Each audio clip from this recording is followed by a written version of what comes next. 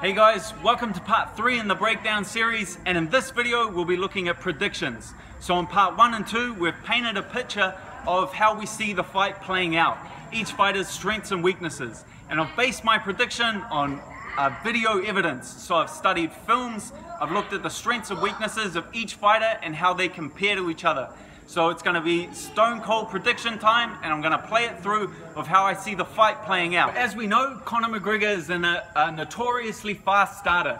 So we'll see him come across the octagon, establish his lead hand control, look for his straight kicks to the body, his body kicks, and his straight left. As Eddie Alvarez circles, he also likes to use his spinning kicks to force his opponent this way. We'll look for Conor McGregor to make investments in the body. So body shots are like an investment in the bank. He's hurting him here, so later on in the fight, his gas tank won't be able to hold up. Look for Conor to take the center of the octagon, establish lead hand control, and attack his opponent's body straight away.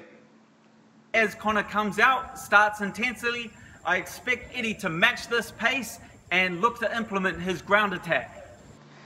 So Eddie likes to pressure his opponents into the cage and look for the takedown here.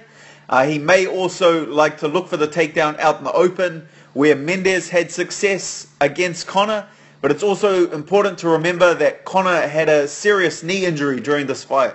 From about the midpoint of round 1 to late into round 3, I expect to see Eddie using his dominance, using his grappling to dominate Conor McGregor. I see him taking Conor down either against the cage or out in the open and pressuring him from the top. But the downside to this is he's going to use a lot of energy trying to hold Conor on the ground.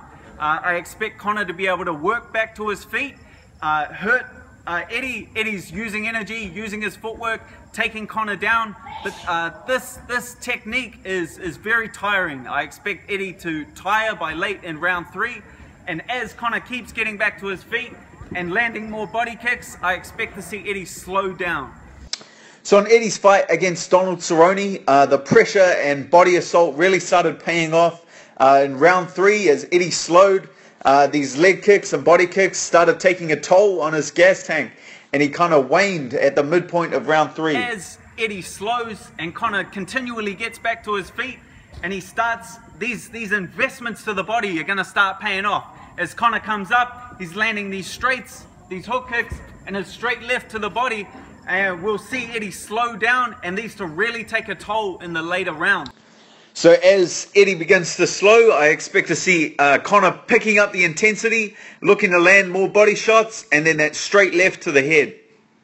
My prediction for the fight is Conor McGregor TKO late in the 4th round or midway through the 5th round. As Eddie's wrestling attack begins to tire, we'll see Conor pick it up, hurt him to the body, and stop him. So my prediction is kind of like a prolonged Mendes fight.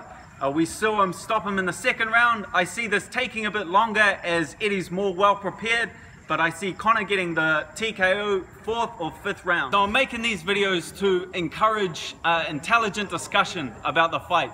This is just my opinion on the fight, but opinions are like assholes. Everyone's got one. So I encourage you to share your opinion of how the fight's going to go down, but have your explanation and your evidence to back it up.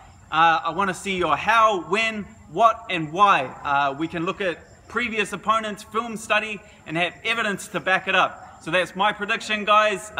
Share, comment, like, and thanks for watching.